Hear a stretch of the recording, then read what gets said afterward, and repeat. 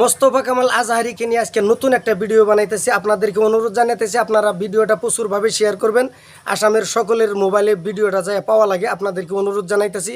কারণ মোস্তফা কামাল আজহারি লম্বা হইতে হইতে এরকম লম্বা হয়েছিল, মানে সুপারি গাছের উপরে উঠে গেছিল, তার জন্য মানে বাতাসে ভাঙ্গে গেছে। এই সম্পর্কে আপনাদেরকে বলবো, কারণ আপনারা স্ক্রিনের ভিতরে দেখতেছেন একটা ভিডিও, আর এই ভিডিওটা মোস্তফা কামাল আজহারির ভিডিও।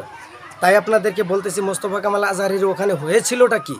মহিলারা তাকে আদর দিতেছে, তাকে আদর করতেছে, তাকে সম্মান জানাইতেছে। কেন মহিলারা ওনাকে সম্মান জানাইতেছে? উনি নিশ্চয় সম্মানের পাত্র, ওনাকে সম্মান জানাইতেছে। তে লম্বা করে আপনারা ভিডিওটা প্রচুরভাবে শেয়ার করবেন, আর এই ভিডিওটা দেখতে থাকেন যে কিভাবে চোর দিতেছে, কিভাবে থাপ্পুর মারতেছে মহিলারা।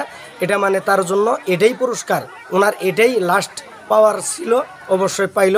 মোস্তফা কামাল আজহারি এরকম ধরনের একটা বিভ্রান্ত সৃষ্টি করেছিল আসামের ভিতরে, মানে মানুষেরা মানুষ বলেই উনি ভাবছিল না যে আসামের ভিতরে সবচাইতে জ্ঞানী, সবচাইতে বুদ্ধিমান, সবচাইতে শিক্ষিত উনি ছিলেন। কিন্তু না, ওনার চাইতে শিক্ষিত, ওনার চাইতে বুদ্ধিমান, ওনার চাইতে মেধা এই আসামের ভিতরে অনেক মহিলারা পর্যন্ত আছে।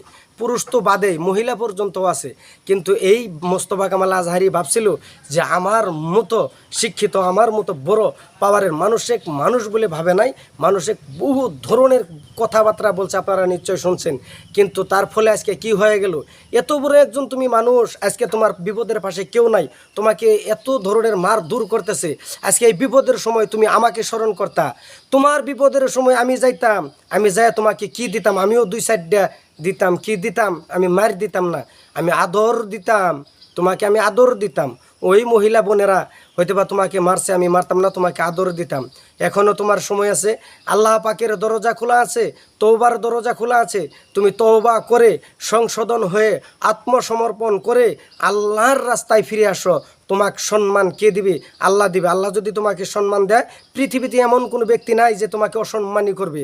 আর আল্লাহ যদি তোমাকে অসম্মানী করে, পৃথিবীতে এমন কোনো ব্যক্তি নাই যে তোমাকে সম্মান দিবে। সেই জন্য বলছে আল্লাহর প্রতি বিশ্বাসে রেখে এখনও তওবা করো।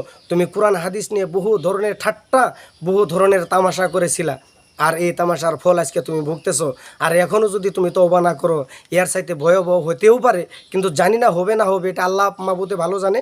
আল্লাহর তরফ থেকে কোন সময় কোন মুসিবত কারোর উপরে এসে যায় বলা যায় না। তবে আল্লাহর কাছে সবসময় আশা করি আল্লাহ এই আসামের ভিতরে আমরা যতগুলি মানুষ রয়েছি, হিন্দু এবং মুসলিম যতগুলি মানুষ রয়েছে, আল্লাহ সবাইকে তুমি সহি সালামতে রাখো, সম্মানের সহিত রাখো।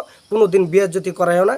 আমাদের ভারতের মুসলমান এবং হিন্দু বা অন্য অন্য যত দল এই ধরনের মানুষ আছে, সবাইকে তুমি হেফাজত করো। সবাই ভালো থাকো, সুস্থ থাকো। আসসালামু আলাইকুম ও রহমতুল্লাহি ওয়া বারাকাতুহু।